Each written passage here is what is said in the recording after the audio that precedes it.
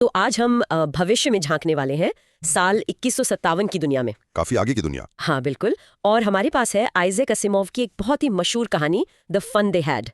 कहानी का सेटअप बहुत सीधा साधा है। एक ऐसी दुनिया जहाँ स्कूल घरों में है, टीचर रोबोट है और कागज पर छपी किताबें तो जैसे म्यूजियम की चीज बन गई हैं। लेकिन इसकी जो सबसे दिलचस्प बात है वो ये नहीं कि इसमें रोबोट टीचर हैं, नहीं, बल्कि ये है कि असिमोव ने ये सवाल 1951 में ही पूछ लिया था कि क्या एफिशिएंसी मतलब दक्षता इंसानियत से ज्यादा जरूरी है। और ये सवाल आज तो शायद पहले से कहीं ज्यादा जरूरी हो गया है। बिल्कुल। कहानी की शुरुआत ही ऐसी लाइन से होती है जो अपने आप में सब कुछ कह देती है। हाँ, मार्गी की डायरी एंट्री। मार्गी की डायरी एंट्री वो लिखती है 17 मई 2157, आज टॉमी को एक असली किताब मिली। एक असली किताब। हाँ, ये लाइन सिर्फ उस दुनिया की झलक नहीं है, ये एक तरह का क्या कहते हैं इमोशनल इंडिकेटर है।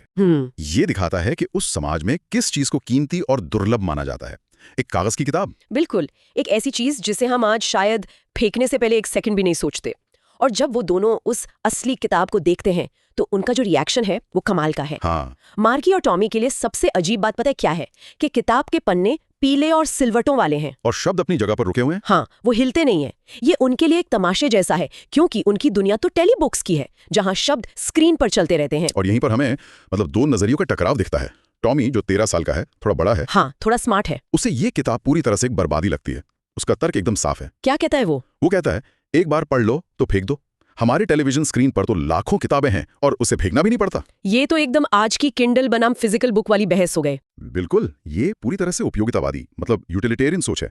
उसके लिए ज्ञान डेटा है जिसे सबसे कुशल तरीके से स्टोर करना है। उस किताब का स्पर्श, उसकी गंध, पन्नों की आवाज, इन सब का कोई मूल्य नहीं है। और उसका जो घमंड है, जब मार्गी पूछती है कि किताब किस बारे में है तो वो बड़े बेमन से कहता है स्कूल। और स्कूल का नाम सुनते ही मार्गी का सारा उत्साह ठंडा पड़ जाता है। हाँ, वो कहती है स्कूल, स्कूल के बारे में लिखने को क्या है, मुझे स्कूल से नफरत है। और यही कहानी का दिल है, एक बच्ची जिसे सीखने की प्रक्रिया से ही नफरत हो गई है। और वजह कोई बुरी टीचर नहीं बल्कि पूरा सिस्टम ही है। हाँ, उसका स्कूल कोई बिल्डिंग नहीं बल्कि उसके बेडरूम के बगल वाला एक कमरा है, और उसका टीचर एक बड़ी काली और बदसूरत मशीन है जिसकी स्क्रीन पर पाठ आते हैं और उसे एक स्लॉट में अपना होमवर्क डालना पड़ता है, वो भी एक पंच कोड में लिखकर जो उसने 6 साल की उम्र में सीखा था। मतलब ये पूरा अनुभव कितना अकेला, कितना मशीनी है। और कहानी में पता चलता है कि उसकी नफरत हाल में और बढ़ गई है क्योंकि भूगोल का सेक्टर उसे टेस्ट पर टेस्ट दिए जा रहा था और उसके नंबर गिरते जा रहे थे। हाँ, तो उसकी माँ परेशान होकर काउंटी इंस्पेक्टर को बुलाती है। ये किरदार बड़ा मजेदार है, एक छोटा गोलमटोल आदमी जो तारों और डायल से भरे बक्से के साथ आता है। और वो आता है, मशीन को पुर्जा पुर्जा अलग कर देता है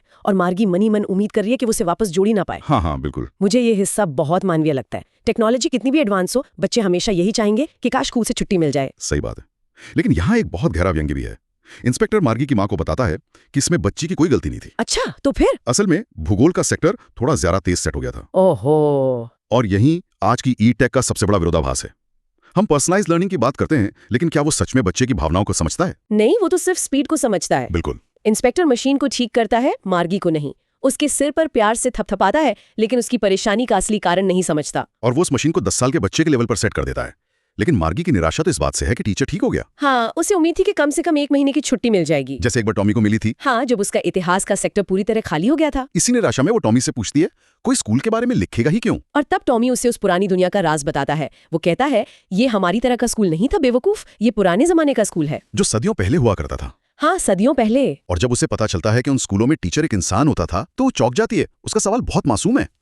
एक आदमी टीचर कैसे हो सकता है? उसके लिए टीचर एक सॉफ्टवेयर है, एक प्रोग्राम। वो तो ये भी कहती है कि मैं किसी अजनबी आदमी को अपने घर में पढ़ाने के लिए नहीं चाहूंगी। मतलब उसकी दुनिया कितनी सिमटी हुई है। यहीं पर शिक्षा के 2 मॉडल आमने सामने आते हैं। कौन से 2 मॉडल? एक तो मार्गी की माँ का मॉडल, जो मानती है कि एक टीचर को हर लड़के और लड़की के दिमाग के हिसाब से एडजस्ट करना पड़ता है। हाइपर पर्सनलाइजेशन, हर बच्चे के लिए कस्टम मेड शिक्षा। सुनने में तो अच्छा लगता है। सुनने में बहुत अच्छा लगता है, लेकिन टॉमी जो बताता है वो इसका ठीक उल्टा है। मतलब एक खास इमारत जहाँ एक ही उम्र के सारे बच्चे जाते थे और एक साथ एक ही चीज सीखते थे। मार्गी पहले तो इस पर शक करती है, लेकिन फिर धीरे धीरे उसकी नफरत वो जिज्ञासा में बदलने लगती है। हाँ, उसे ये विचार आकर्षक लगने लगता है कि सारे बच्चे एक साथ पढ़ते थे। और क्या ये हैरानी की बात नहीं है कि मार्गी को ये महसूस करने के लिए एक पुरानी धूल भरी किताब की जरूरत पड़ी? सही बात है। इसका मतलब है कि उसकी अपनी दुनिया ने उसे सहयोग या समुदाय के बारे में कुछ सिखाया ही नहीं। कहानी में एक बहुत प्यारी लाइन है जब वो सोचती है कि पुराने जमाने में बच्चे हाँ, होमवर्क में एक दूसरे की मदद कर सकते थे और उसके बारे में बात कर सकते थे। ये उसके लिए एक बहुत बड़ा आहा मोमेंट है। बिल्कुल, उसने कभी सीखने के इस सामाजिक पहलू के बारे में सोचा ही नहीं। बिल्कुल। उसके लिए सीखना एक प्राइवेट अकेली प्रक्रिया है जो बस उसके और मशीन के बीच होती है। ये सोचते हुए भी अजीब लगता है।